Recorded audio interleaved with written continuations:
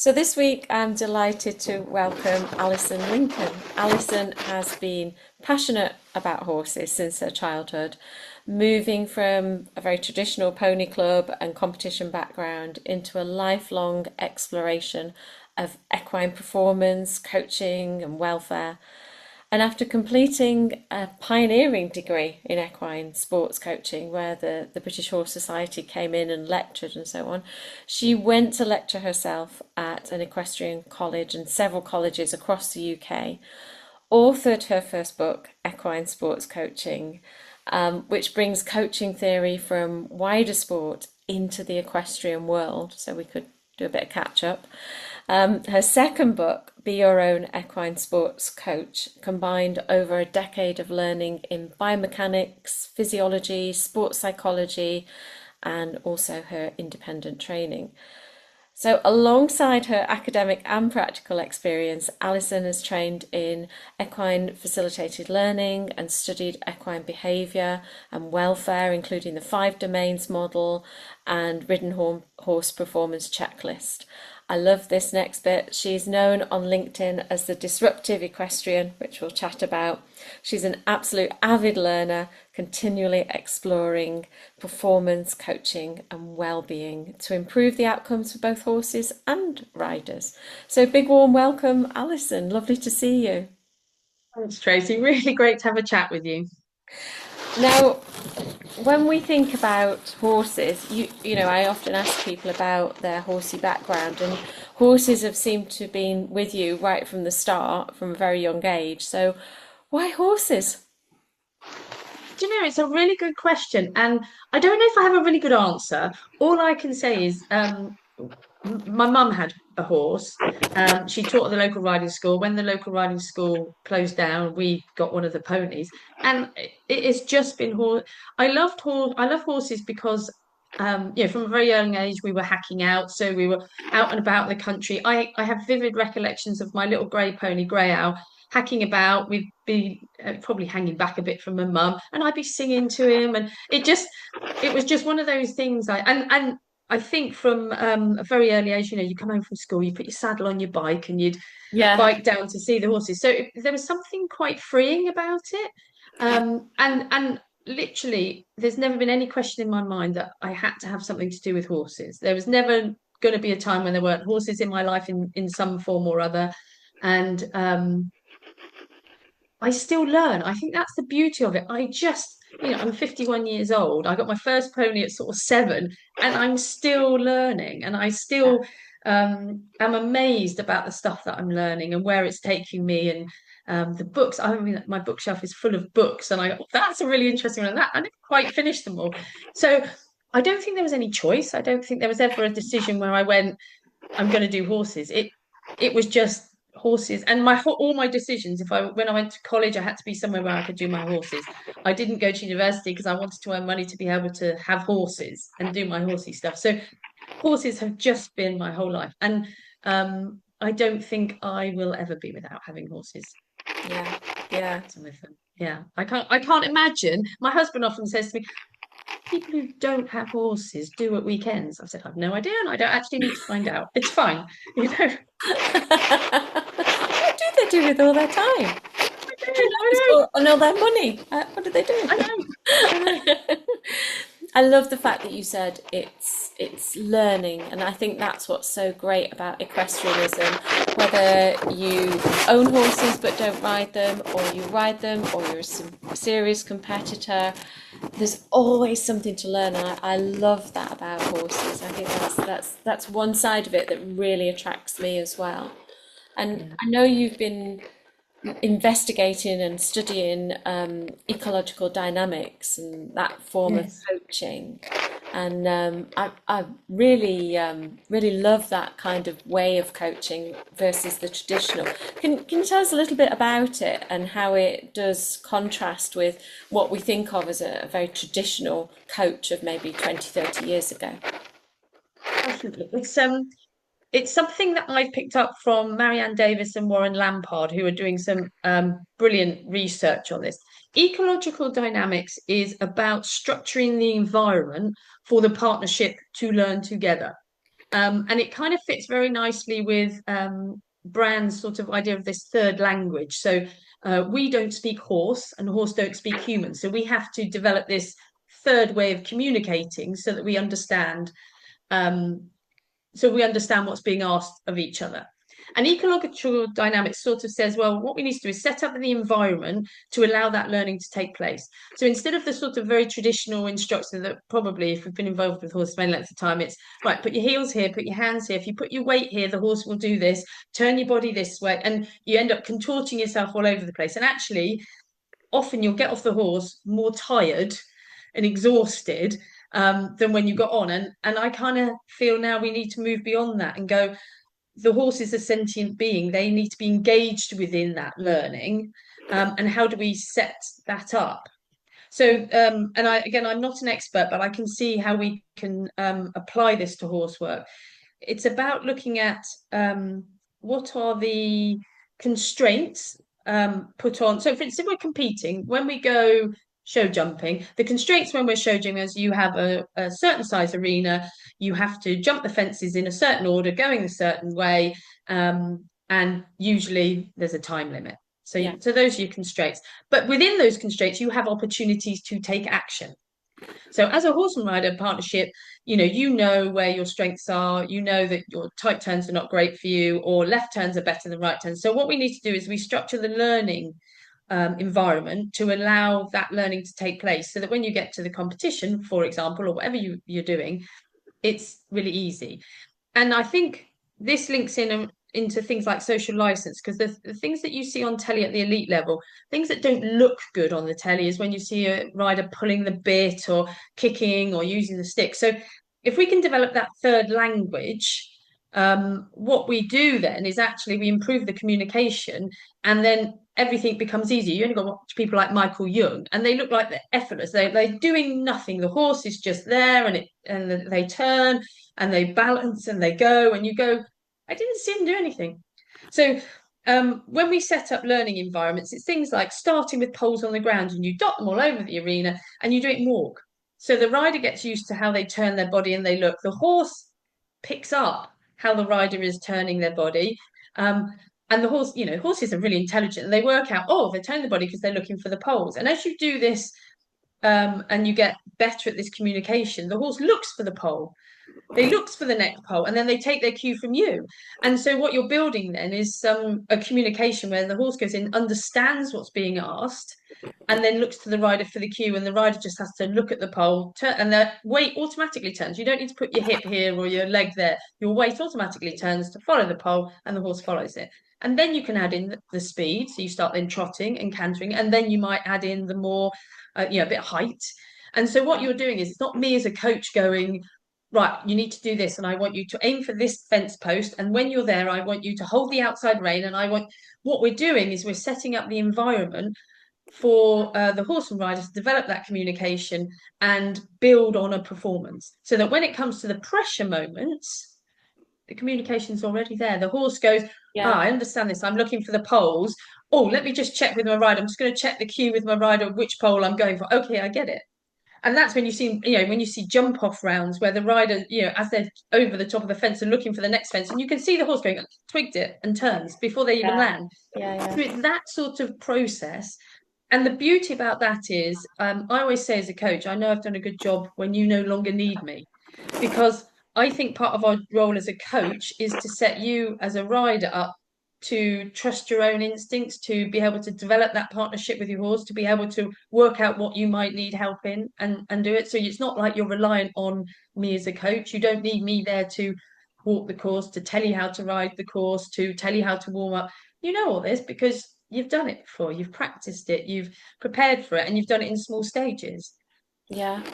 Yeah. Does that That's make sense? great. Yeah, absolutely. It sounds like we, as riders and maybe as coaches as well, we could be a lot more creative.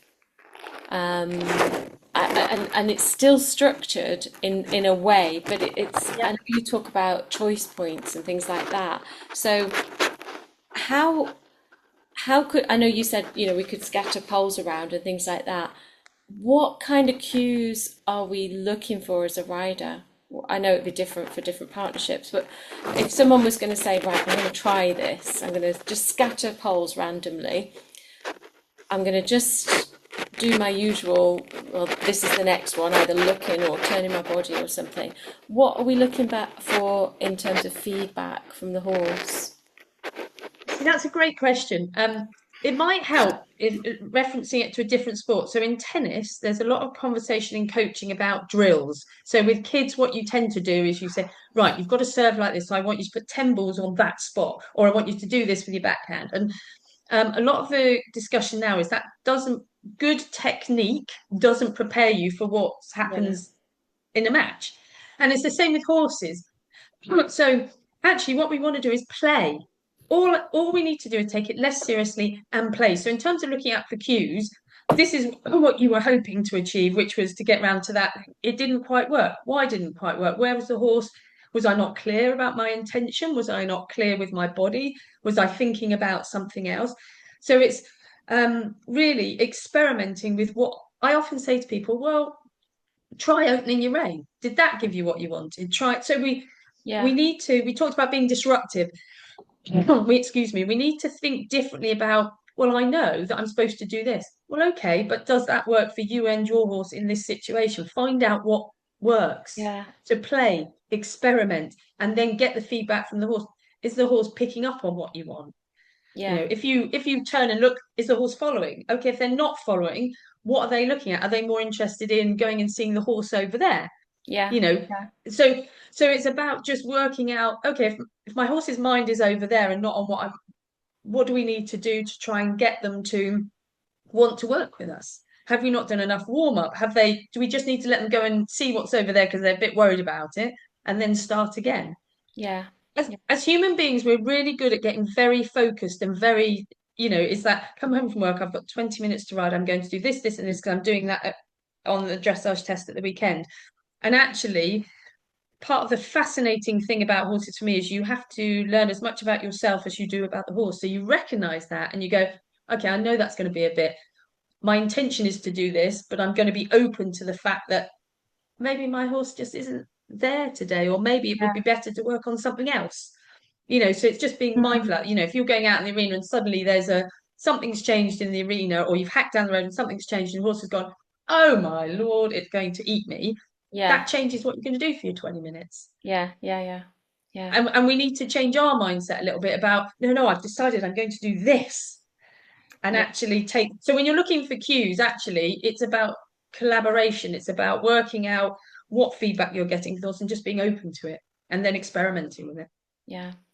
And make it fun. I mean, it sounds like great fun. Fun, play. Yeah, yeah. And I suppose when you're trying this, because for some people it's going to be very different and very Yeah, new, that it would be good to have some kind of reflection on what happened and maybe different conditions, even weather conditions or whatever it absolutely. is, so that you can start to learn from it and you're not thinking, well, I'm just kind of, I'm not really sure what I'm doing. This worked, but I don't really know why it worked, and this other thing didn't work, and it should have done because it used to do. It might be good to have some kind of journal. Do you ever tell people to do that or advise people? Definitely find some way of recording. So you mentioned choice points. I learned this through equine facilitated learning, and I love this idea of choice points. So you took an action, you did something, it may or may not have got. Why did you choose that? So reflect back on, and if it's easy to write it down or make yourself a voice note or just take some, 5 minutes over a cup of tea to think about it. Why did you choose that action? Why did you choose to do that? Okay, did that give you what you wanted? It may or may not. Other choices might you have had because that might have given you the outcome, but there might have been better Yeah, choices or different choices. So and that's back to the ecological dynamics. They talk about affordances, opportunities for action. So you took a certain action, reflect back on, well, I wonder why I did it like that. Was it just, as you said, that's what I was taught to do? That was my natural instinct. What mm, else could I have done? Could I have taken a breath? Could I have stopped? Could I have said, we, and I come from a very traditional background. It's very much sort of be in control. And to then give over that control a little bit to experiment and to listen for feedback and to not have the answers can be very unsettling. And you can Yeah, want to fall back into the things that work and no, just do as I tell you, horse. Just please, just yeah, yeah. because sometimes when you give the horse a voice, they have a lot to say, and Mm. it isn't always what you want to hear. Yeah, yeah. I've got a chestnut mare, so I can fully imagine that. I Yeah, have a youngster that I bought as four to go eventing. Irish sports horse, pedigree should have been fine.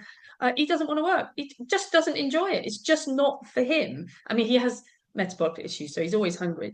But at some point, we have to have that thought process. Is this what I want to do? Is the horse happy to go along with that? Does yeah, that work for my horse? Um, and we have to have that conversation with ourselves about it's really interesting. If you ask people, well, what does your horse like? People can give you a whole list of things that my horse doesn't like. What does mm, your horse like to do? What does your horse like? Because it's no different than with children. If we can find out what that horse likes to do, we can find some way of working with the horse and the partnership. So you want to do dressage. Yours really is not a big fan of dressage, or you want to school in the arena, but loves poles or loves jumps. So maybe we can put some pole work in or some jumps in that we do a bit of flat work, and then as a reward or as a, let's go and have a bit of fun. Let's pop over the poles and let's do a little yeah, jump. So it's just like you said, thinking creatively about how we make this collaboration, this partnership work yeah. Because for then it both of will us. work so much better, won't it? And for both, not just the horse, for the rider as well. And you really feel like you're not dragging your horse out of the stable to go and ride because you know that your horse doesn't really like your style of riding in terms of, like you say, flat work, dressage versus jumping or whatever. Yeah. Yeah. And that choice point, um, is that more of a mental choice, or a physical choice, or can it be mental, physical, or emotional? That is a great question. That is a really great question. It could be all of them. Mm, So, for instance, when you first start maybe some relationship work, so I always say you can train out the no's, you can train in the yeses, but to get to okay, I'll give it a go, that takes relationship. mm, Excuse me. And we all know with relationship, you need a bit of give and take. So, for instance, really easy one, you're leading your horse out to the grass or out to the field, and the horse really wants to bite grass. Now you've got choices there, haven't you? You can say, no, we're going to the field. You can say, okay, you can have a bit of grass and then we're going to the field. So you go, okay, I'm going to physically let you have a bite of grass. And then you get to the stage where, no, I want to go into the field now. And your horse goes, no, no, I like this bit of grass. I don't want to. No, no. And then you've got a choice there, haven't you, to react emotionally. mm, No, I mean what I say. Do as I want you to do yeah, it now because I've said you do it now. And the horse still goes, no, I don't want to. So the emotional choice then is to get cross, to get sort of frustrated, to get back into control mode. Or you could go, and that never ends well because in terms of relationship, you start getting frustrated. That's the negative energy, and then you start pulling, or you give them a little tap with a whip, or a little tap yeah, with, or you just, that's how. And it's nothing bad and wrong with that. But the other choice could be say, okay, have another bite, and you keep your sense of humor, and you keep your right. You're being a bit annoying now. Can we go? Little nudge, nudge. And what I found, because I've got a gypsy cob mare, very easy to get frustrated with the eating the grass bit. But I found actually, you can just be like a bit annoying. Right, come on now, come on now. I'm going to prod you, just a little prod. And then actually, what you find is the horse goes, I know, one more, and then they'll come. So you're absolutely right. You've got physical and emotional and mental choices to make. Am I going to make a big thing about this? mm, Is it the end of the world if the horse doesn't stop eating the grass the first time I ask them? Now, it might be if you've got a car coming, they're on the verge and they've got a yeah, car coming towards you and you've got to get out of the way. That might be that they don't have a choice and you just have to be mm. directive and forceful. But it might be, okay, have another little bit. Or sometimes I find with horses, well, how about we go over to that little bit and you direct them to that little bit, and then they're a bit more, well, you're making progress, but they're a bit more cued into you. And then when you say, right, we need to get out into the field, oh, okay, all right, that's fine. So the horse gets a sense of having some say in the matter, having some choice.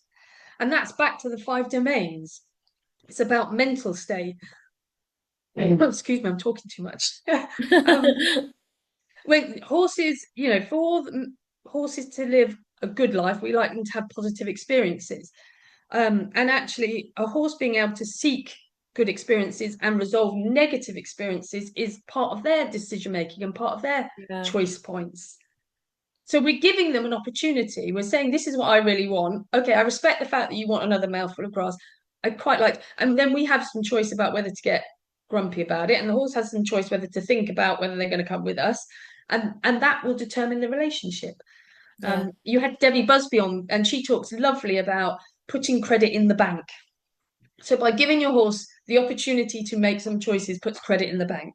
When you take those choices away, you're taking credit out of that bank account. So yeah, we know most horses wouldn't choose to work. They yeah, wouldn't choose to do a lot of the stuff we ask them to do. So the more credit we can put in the bank, the more choices we can give them when it's okay for them to make choices, the more credit we've got in the bank. And then there's a bit more there to make withdrawals when we say, actually, we are doing a dressage test today. I'm really sorry, but just for these 5 minutes, yeah, you know, I'd like to take the lead. So for me, that's about partnership and collaboration and just trying to think a bit differently about our interaction with our horses and yeah, giving them some say where you can. yeah. I love that, and having that say, maybe that affordance, maybe that's the Yeah. buzzword, isn't it, in the ecological Yeah. dynamics? But um, that can only improve the relationship. But how do you have any ideas about how you could do that practically whilst you're riding? Is that well, we're going to do this if you want to do it, we're going to have a go at this, and if you don't, then I'll have another choice point myself. And I think, well, okay, I know you hate it, or you're a bit stiff and it's difficult for you, or whatever. Yeah. Or is there a different way of approaching that? That's another great question. So I think about like with hacking, you might have decided you're going to the yard and you're turning right, but your horse doesn't want to go right. That's your choice point. You've made a decision to go right today, but your horse doesn't really want to. So you offer him to go left. And the horse goes, yeah, I'm quite happy to go left. So go with it. As long as it doesn't matter, as long as you don't know the road's closed or something like Yeah, that. yeah. You know, if you're in the arena and you thought, right, I'm going to work on transitions today. Because that's a good strength exercise, and I know I need to improve my transitions. And my coach has said that's what I'm going to do. But your horse is really quite energetic, feeling quite lively. Really, all your horse wants to do is trot around the arena. Or some days they want to move. They Mm, don't want to stop. They want to move. So change your plan. yeah, Say today I'm going to work on really loads of energy. I'm going to work on lengthening. And the beauty about that is thinking with your ecological dynamic hat on. You've got an arena, so you've got a long side and you've got a short side. And you can have the intention to lengthen more energy, more power up the long side. And then just by the horse anticipating the short side, you sitting up thinking about shortening, then the horse automatically shortens. You're developing your communication, you're developing that third language. So you're seeing what the horse has to offer and being flexible within that. Now it might be that you do 5 or 10 minutes of that, and then the horse goes, actually, I really want to stop. You've got, there's my opportunity for a transition. yeah, So yeah. finding out what the horse is offering you today and can you work with that given whatever constraints, these are your opportunities for actions. Mm, If your horse is offering energy, let's use that and find a different solution. If your horse is not feeling like they want to go forward and they want to keep stopping, there's your opportunity to do transitions. The yeah. horse wants to stop. Today they're about stopping. So let's practice stopping. Let's practice stopping with and see how light we can get it. So will the horse stop because they're thinking about stopping and they're offering stopping? If I just took a small breath in, Mm, or if I just sat stiller, because you're developing that communication. And then maybe next time you're pelting down the hill, coming to an upright fence, and you take a breath and you sit upright and you go a bit stiller, the horse goes, oh, I recognize that yeah, yeah, because they've been involved in the process. yeah, There's nothing worse than like, yes, this kid's been sat down, you are going to learn algebra today. Yeah, but I really want to yeah. run around because I'm feeling really. So it's not like we're changing a lot, but we are just thinking slightly differently about what is the horse offering me today and how can I work with that. Mm. I really like That that. makes I really sense? like that because, like you say, this money in the bank kind of idea that on the days where you need to do something like your dressage test or your show jumping round or whatever, because you've got that lovely relationship, your horse is going to say, "Oh, okay, 5 minutes, 2 minutes, whatever it is. Yeah, I'll go with you just for that, and then I'm going to stop, and I mean, I'm going let's to face eat it, it grass." doesn't always work like that. But if we can, it's really tricky because what I really like about so there's a couple of things I really like about where my sort of learning has taken me. The five domains, I think, is where we have to start. It always used to be friends, freedom, forage. Any of your behaviorists will say if you've got what unwanted behavior, sometimes it's called bad behavior, but it's generally just horse being a horse, but it's unwanted. We have to look at the conditions that they're being kept in, and the opportunities to improve that. And the five domains is I like the five domains because it builds on the friends, freedom, and forage, but it also goes from being good care is not the same as good welfare. So good care can take you to neutral welfare. So the horse is not cold or hungry or thirsty. They have friends, all those sorts of things. But they have in at times they can have very little choice. So what takes them into good welfare is where they have opportunities to resolve negative experiences for themselves and opportunities to seek positive experiences. And sometimes it's not very easy because we're all on livery yards. So it's really hard to do that in a livery yard. But there are little things we can do. So there's been some lovely research that horses prefer to drink out of one colour bucket than another. So if we want to give our horses choice, two different coloured buckets. I mean, your horse may not care, but they've got a choice then. If they've got waterer, give them a bucket. There is a choice. They can Yeah, choose where they get their water from. There's another nice study that if you give horses hay or haylage or a mixture of both, they prefer to have the choice of both. So again, can we give them access to different forages? And if you think about what you were just saying about mental state, that horse is going to be feels that they have some agency over what they can do.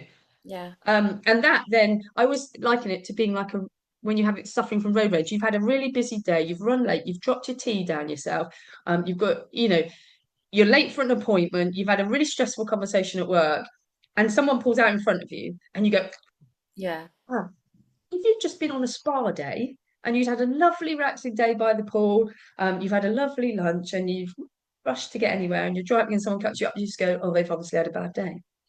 And I think it's the same with horses. If we can think about that, where they've had the opportunity to make some choices, to resolve any conflicts. So, um, two horses haven't got on, they can get themselves away to a different space.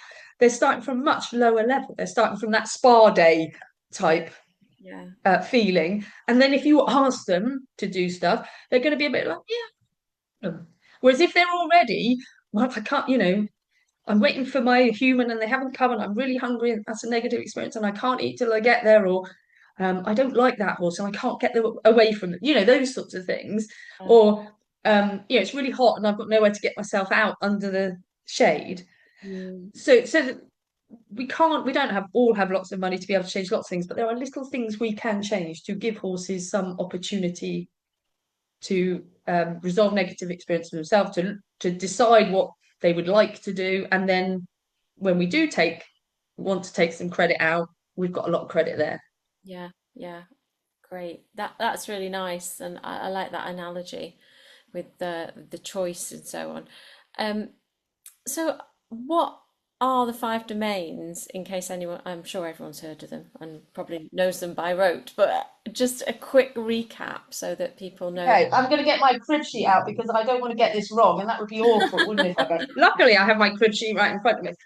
Um, So, if anybody's really interested, the course that Christina Wilkins does with the University of New England on the five domains, that is that ought to be compulsory really for everybody. It's not a very expensive course, and it's brilliant because it takes you all the way through all the five domains, but a lot of other stuff besides.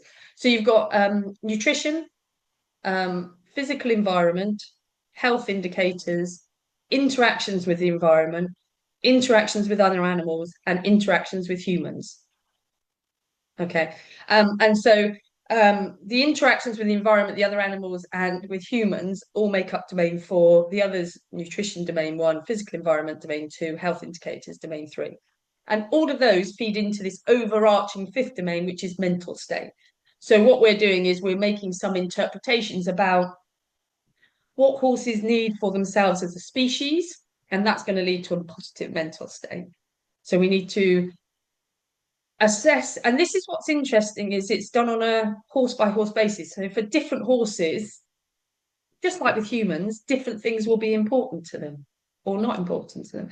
I really like the five dimensional because it really does talk about interactions with humans. And on the Christina Wilkinson's course, they give you like lists of animal-based indicators and situation-related indicators. So things like with interactions with humans, tack includes tack, it includes the sort of things you're asking. So it's kind of builds on the Friends, Feed and Forage. If you do nothing else, Friends, Feed and Forage is a really good place to start. But if you start looking at where we can give horses choices within that, then we're starting to move into the five domains and starting to really think about species specific needs rather than what necessarily they can just do for us as a tool, as a means of sport or recreation or whatever. Yeah. They become partners. Yeah, yeah. Equals, isn't it? Very much equals. You would hate as a human being not to have choices. As an adult You would, human being, you would hate it if yeah. everyone just clamped down on your choices and said, well, this is what you're going to eat, and this is what you're going to drink, and this is where you're going to live. And this is when you're going to eat it and when you're going to drink. Yeah, And yeah. don't get me wrong. I mean, there is lots of good care going out there. People, fly rugs and fly masks and rain sheets and bring horses in when it's wet. But good care is not the same as good welfare. And horses having the choice to say, actually, I quite like standing out in the rain. I'm all right. Or actually, have I got somewhere I can take myself off? Because often you'll find some horses want the shelter, some horses don't, for example. Obviously, if we want to ride, we might put a rug on them. That's okay.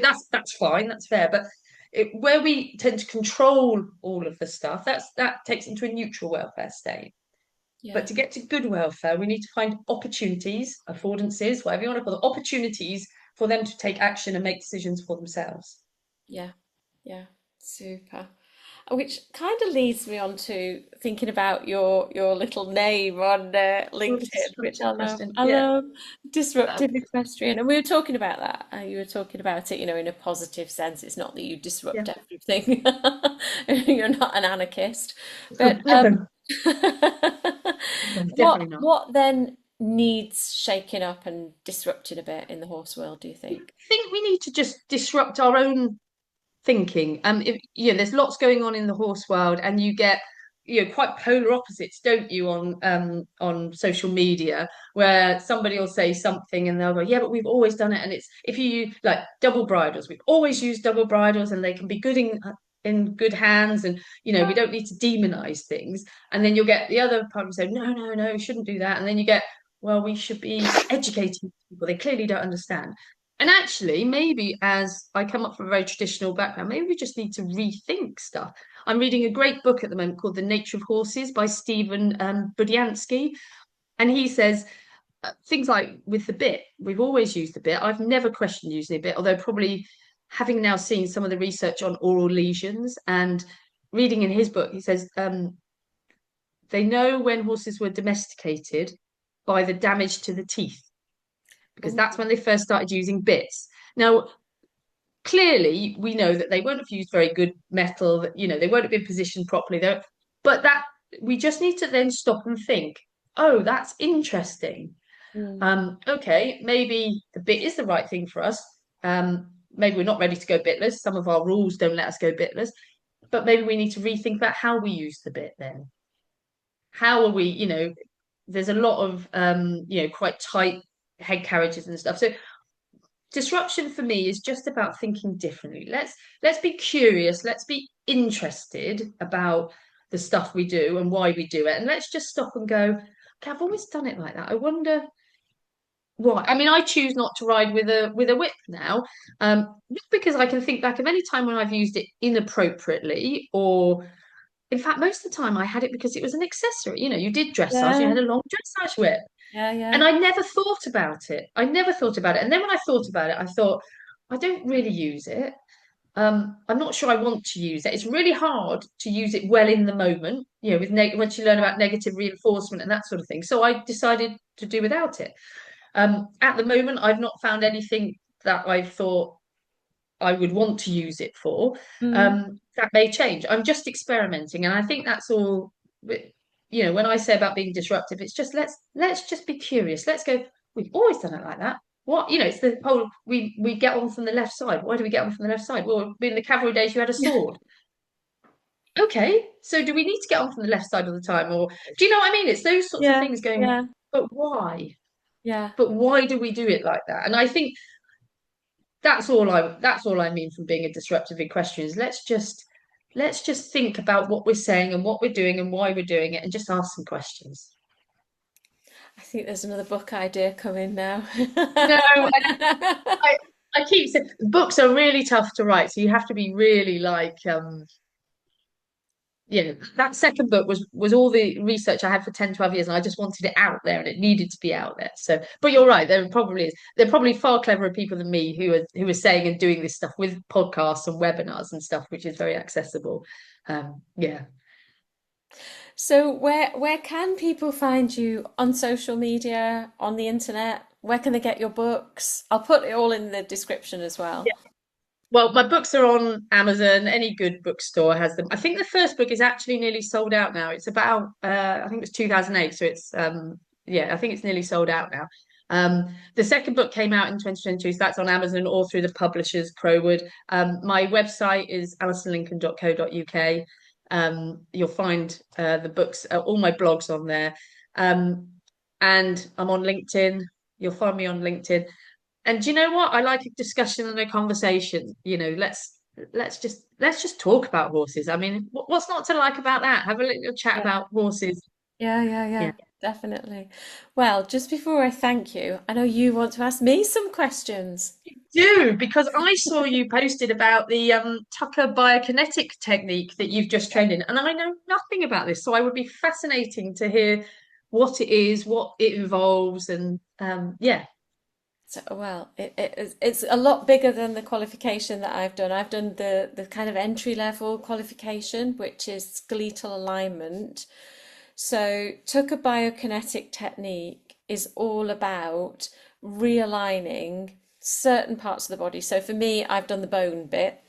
And once you realign that, you realign not just the bone or not just the organ that you're working on, but you realign them physically, emotionally, mentally, and so on. And you bring them into physical, optimal way of moving, which is probably what most riders are interested in, although we're getting there so that we want them to be emotionally very, very fit and robust as well.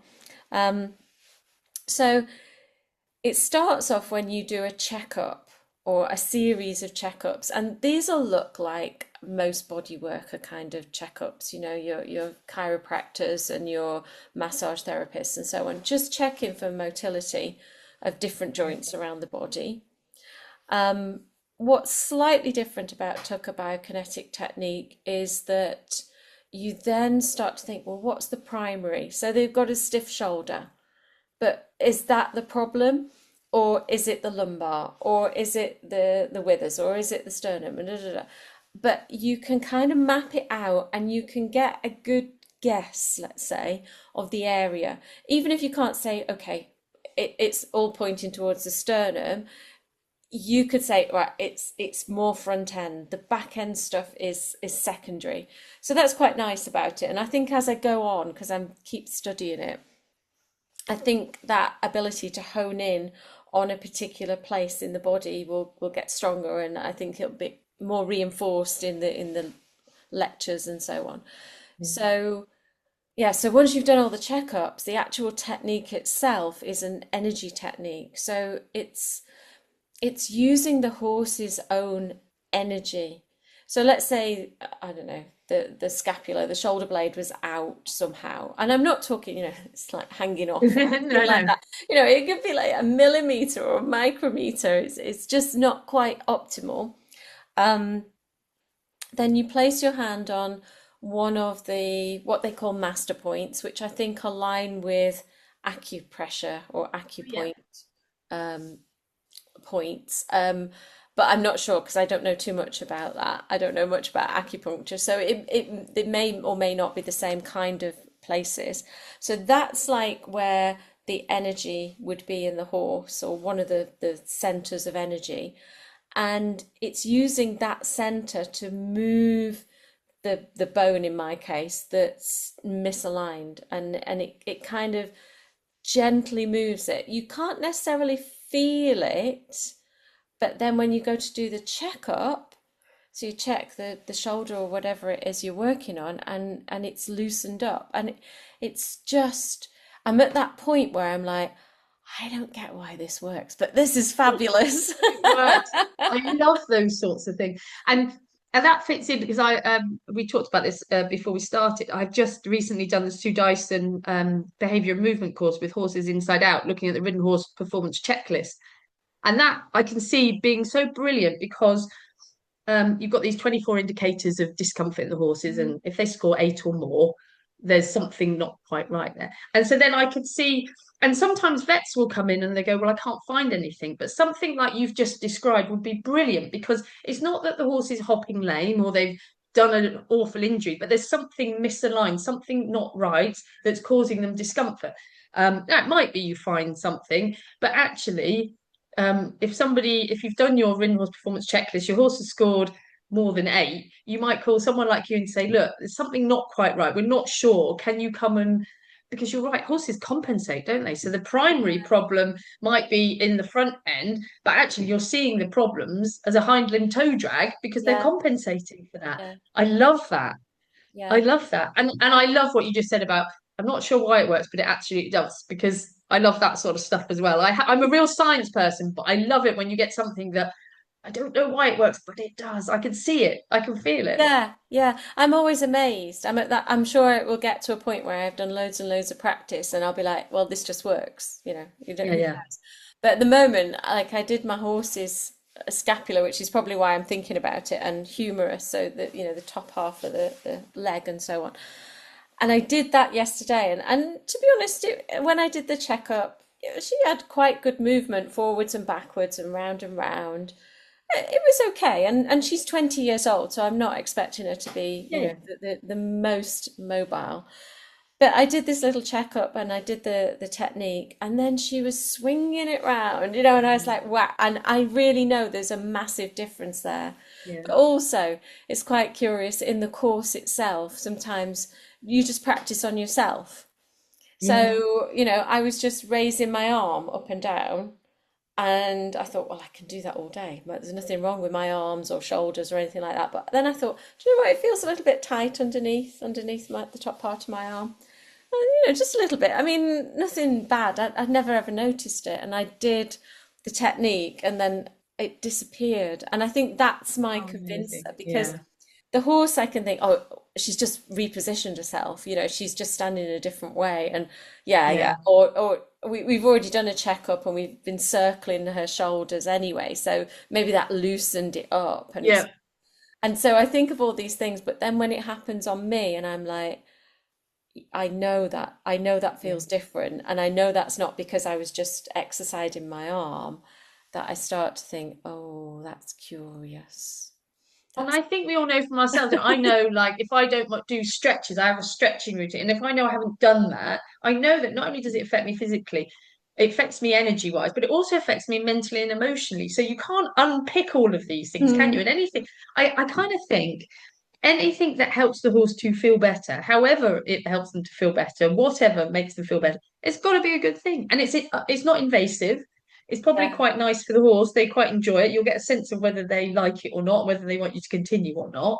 yeah, Um, yeah, I can't wait to see more of your posts about how you keep going yeah. on with it. Yeah, Yeah, the course that I'm just starting is the everything else besides the bones. It's everything else. So it's organs and ligaments and tendons and nerves and blood vessels.